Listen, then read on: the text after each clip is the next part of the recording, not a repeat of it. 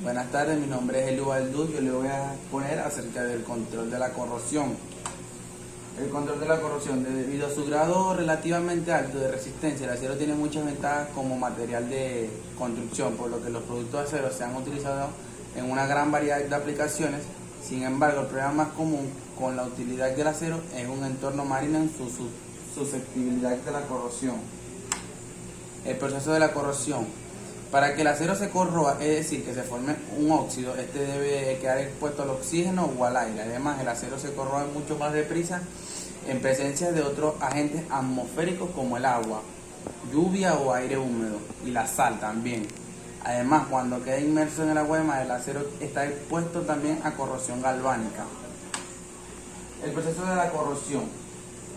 En esta figura tenemos la zona A, que queda expuesta a aire húmedo y a las salpicaduras de agua salada, por lo que es una zona generalmente corrosiva para productos de acero.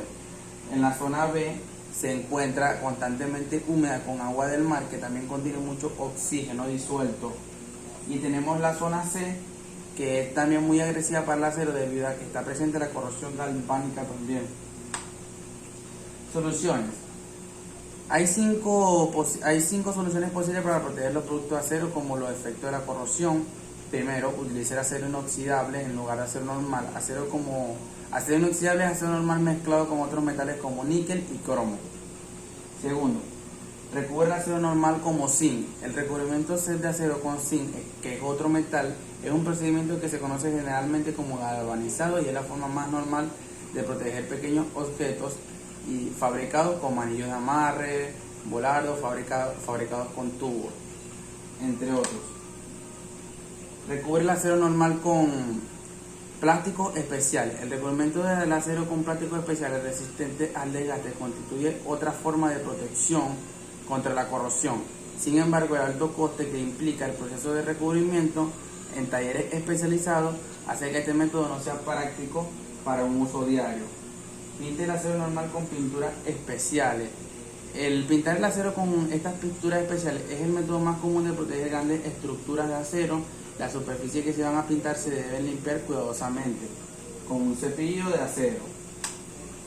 Por último, tenemos proteger el acero con anodos de zinc, la protección catódica. Los anodos de zinc se utilizan para prolongar más aún la vida útil de estructuras de acero sumergidas en agua del mar, como por ejemplo pilones de acero, pontones, entre otros. Los elementos del aluminio en contacto con acero húmedo quedan expuestos también a la corrosión galvánica.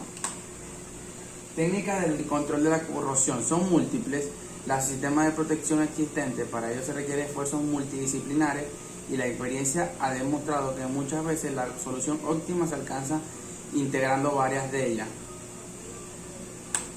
En la actualidad tenemos diferentes técnicas como protección por recubrimiento. La protección por recubrimiento consiste en crear una capa superficial o barrera que aísle el metal. El recubrimiento no metálico, con pinturas, barnices, plásticos, esmaltes cerámicos. Tenemos el recubrimiento metálico. Se distingue de varios métodos según el método que se deposita la capa protectora. Tenemos la inmersión, el estaño, el zinc, el aluminio, el plomo. Cuando el riesgo de corrosión es muy elevado, se recomienda hacer un recubrimiento con el ACLAT. Electrodeposición. Se hace para usar la corriente entre los metales diferentes que están inmersos en un líquido conductor que actúa de electrolito. La protección por capa química. Se provoca la reacción de las piezas con un agente químico que forma compuestos de un pequeño espesor en su superficie, dando lugar a una película protectora, por ejemplo,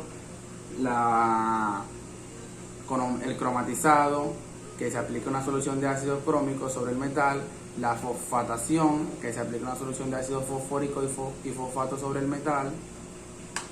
También tenemos los inhibidores, que los inhibidores pueden ser de absorción, formar una película protectora, berrenderos, eliminan el oxígeno. Protección catódica. En este método se obliga a que el material se pretende proteger a comportarse como un cátodo suministrándole electrones. Para ello se emplea otro metal que estará en contacto con él, llamado anodo de sacrificio. Protección por diferencial potencial. Variante del método anterior, se le incrementa el paso de electrones hacia el metal para proteger, conectando una fuente de tensión que mantenga la corriente eléctrica entre ambos metales. El diseño, tal y como hemos visto en el punto anterior, existe una gran cantidad de sistemas para controlar la corrosión. Sin embargo, quizás el método más eficaz sea realizar un buen diseño y elección de los materiales a emplear en las aplicaciones industriales de nuestras especialidades. Modificación del entorno. Uno de los factores determinantes en la velocidad y grado de los procesos de oxidación son las condiciones ambientales. En control o modificación de estas condiciones que permitirán el control y minimizar el proceso. El objetivo es alterar algunos de otros parámetros. Los métodos más utilizados son la disminución de la temperatura.